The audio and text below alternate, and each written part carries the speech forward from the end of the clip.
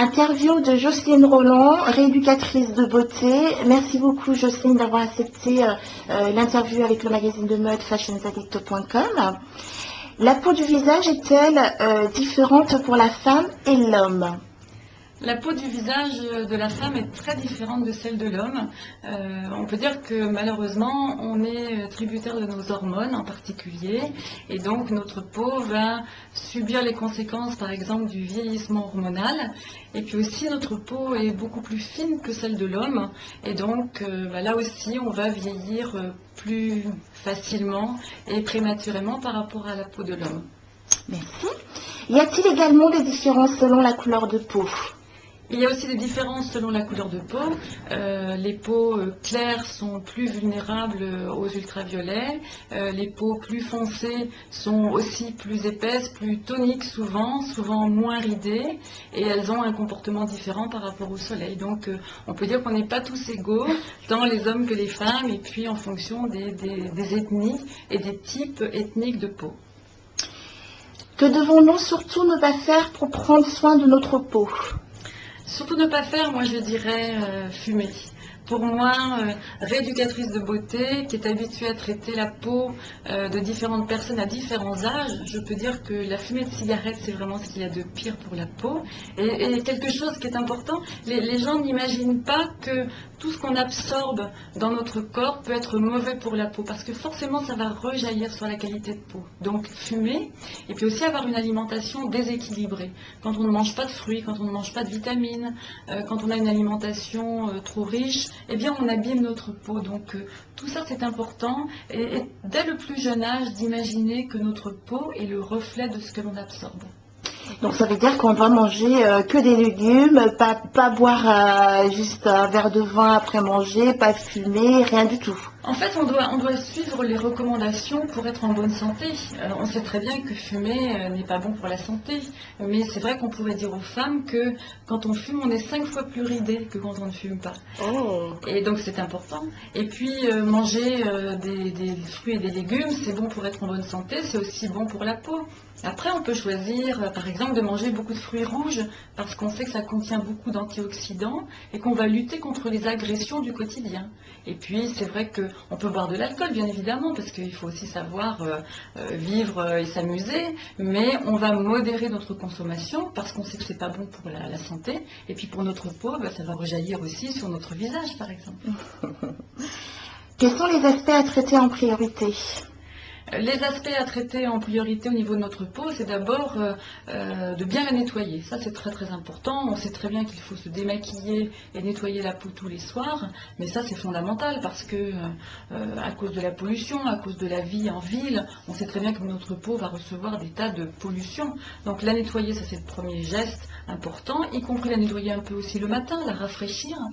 Et puis surtout lui apporter de l'hydratation, parce que l'hydratation c'est ce qui manque le plus à notre peau, et l'hydratation on l'apporte de l'intérieur en buvant de l'eau, on va l'apporter de l'intérieur aussi si on prend des compléments nutritionnels, par exemple à base d'acide hyaluronique, c'est une molécule qui capte l'eau dans notre peau, et puis on va hydrater de l'extérieur avec des produits de soins qui vont apporter cette protection de notre peau dont elle a besoin pour ne pas être agressée.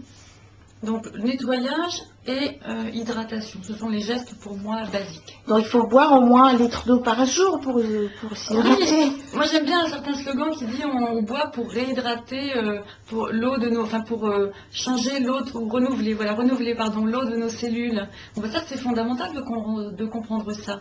On boit de l'eau pour que notre corps soit renouvelé sans cesse parce qu'on est vraiment constitué d'eau.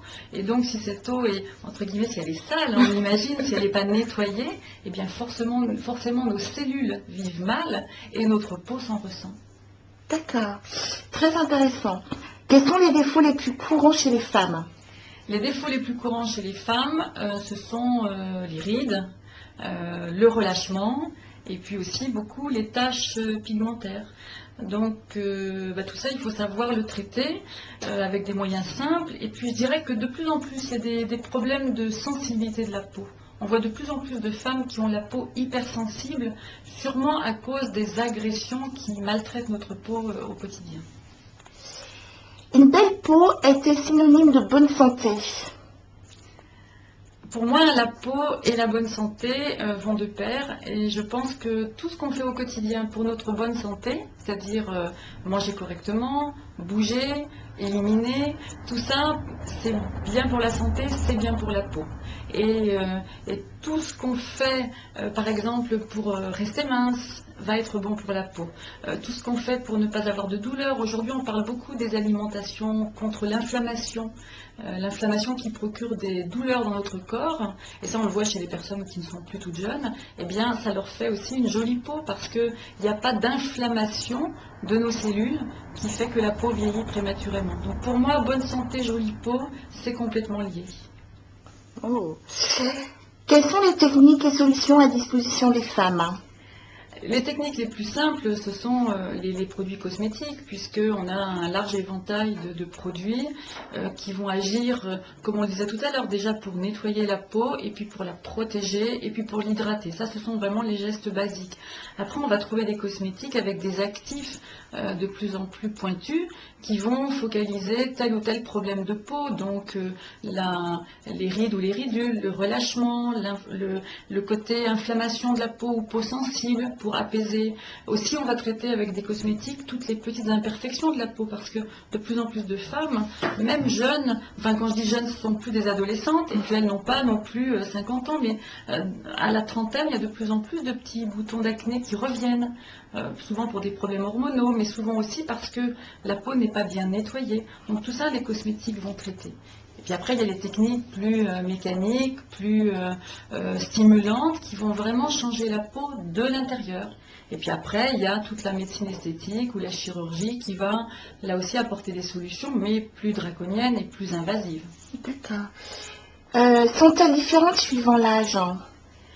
Les techniques sont différentes suivant l'âge, parce qu'à chaque âge, il y a des problèmes, à chaque âge, il y a des objectifs différents, et donc les techniques seront différentes. Mais c'est vrai aussi qu'aujourd'hui, on peut, grâce à certaines techniques de massage manuel, de massage mécanique, on peut à tout âge garder une jolie peau, sans risquer quoi que ce soit pour sa santé et pour sa peau, et avec des résultats très naturels, qui ne changent pas la physionomie, qui ne changent pas les expressions, parce qu'il faut se méfier des techniques qui vont vraiment vous faire ressembler à tout et n'importe quoi.